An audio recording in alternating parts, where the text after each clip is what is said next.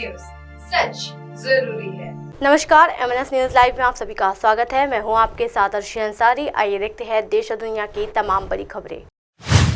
लोकसभा के कैमरे में कैद नहीं हुआ राहुल गांधी का फ्लाइंग किस, सबूत के लिए अब CCTV फुटेज का सहारा। जी हां, संसद में अविश्वास प्रस्ताव पर चर्चा के दूसरे दिन राहुल गांधी बोलने के लिए लोकसभा में आए तो उनके साथ एक आईपैड था। अपने स्पीच के दौरान भी राहुल आईपैड में बार बार देख रहे थे। दरअसल राहुल गांधी आईपैड में अपने स्पीच के पॉइंटर्स और सरकार पर हमला करने के लिए आक्रामक राजनीतिक लाइनें लिख कर लाए थे। जी हाँ, लेकिन राहुल गांधी के भाषण से ज़्यादा चर्चा उनके उस फ्लाइंग किस की हुई जो उन्होंने अपने भाषण के बाद सत्ता पक्ष के सांसदों की ओर उछाला। जी हाँ, राहुल गांधी के भाषण के अंत में NDA सांसद मोदी मोदी चिल्लाने लगे, जिसके जवाब में विपक्ष की तरफ से इंडिया इंडिया के नारे लगने लगे। इसी बीच केंद्रीय मंत्री स्मृति ईरानी खड़ी हुई और अपना भाषण देने लगी। तभी थोड़ी ही देर बाद राहुल गांधी सदन से बाहर जाने लगे तो नारेबाजी और तेज हो गई। सत्ता पक्ष की तरफ से राहुल गांधी के लिए आवाजें आने लगी कि बैठकर सुनिए स्मृति ईरानी का राहुल पर हमला। जी हाँ, दरअसल सत्ता पक्ष के सांसद चाहते थे कि राहुल गांधी की मौजूदगी में ही स्मृति ईरानी कांग्रेस और उन पर हमला करे, लेकिन राहुल गांधी को राजस्थान की एक सभा में जाना था, लिहाजा वो सदन को बाहर जाने लगे।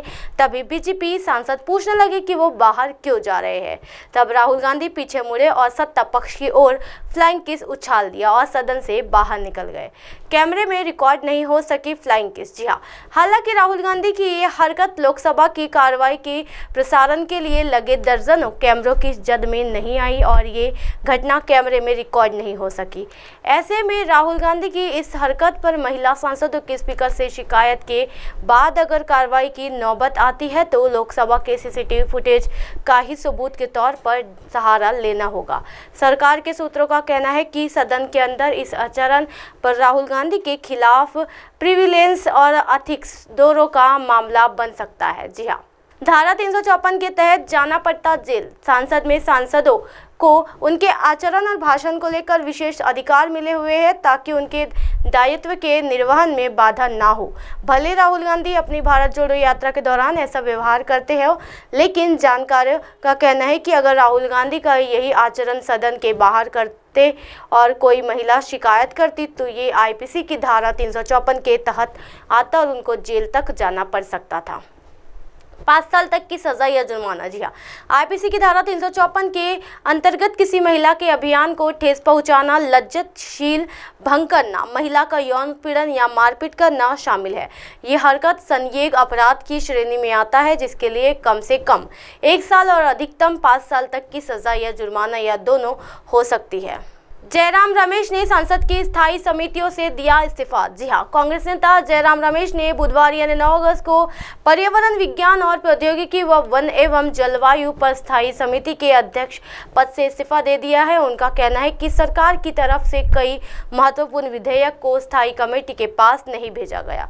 जयराम रमेश ने कहा कि ऐसी स्थिति में उन्हें इस पद पर बने रहने में कोई महत्व नजर नहीं आता है। इससे पहले जयराम ने जैविक विविधता संशोधन विधेयक पास करने को लेकर नाराजगी जाहिर की थी। पिछले हफ्ते ही 3 विधेयक संसद के मानसूत्र सत्र के दौरान पारित किए गए। उन्होंने फॉरेस्ट यानी कन्वर्जेशन अमेंडमेंट बिल पास करने पर भी आपत्ति जताई और कहा कि सरकार ने स्थायी कमेटी के पास भेजने के बाद बजाय सांसद के ज्वाइंट कमेटी के पास विधेयक भेजा, जिसके अध्यक्ष एक BJP नेता है।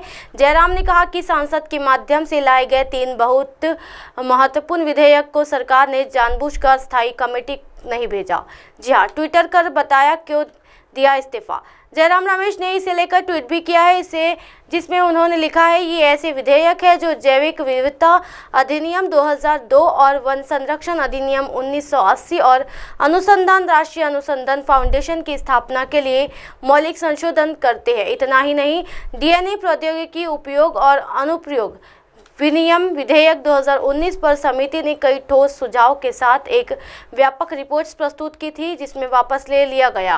मोदी सरकार ने इसके बजाय आपराधिक प्रक्रिया यानी पहचाना अधिनियम 2022 के साथ इसे दरकिनार कर दिया है। केंद्र सरकार पर बोला हमला। जी हां, उन्होंने कहा, इन परिस्थितियों में मैं इस स्थायी समिति के अध्यक्ष के रूप में बने रहने में कोई महत्व नहीं देखना, जिसके विषय मेरे दिल के बहुत करीब है और मेरी शैक्षिक और व्यावसायिक पृष्ठभूमि में फिट बैठते हैं। स्वयंभू सर्वज्ञानी और विश्वगुरु के इस युग में ये सब अप्रासंगिक है। मोदी सरकार ने एक और संस्थागत तंत्र को बेकार कर दिया है।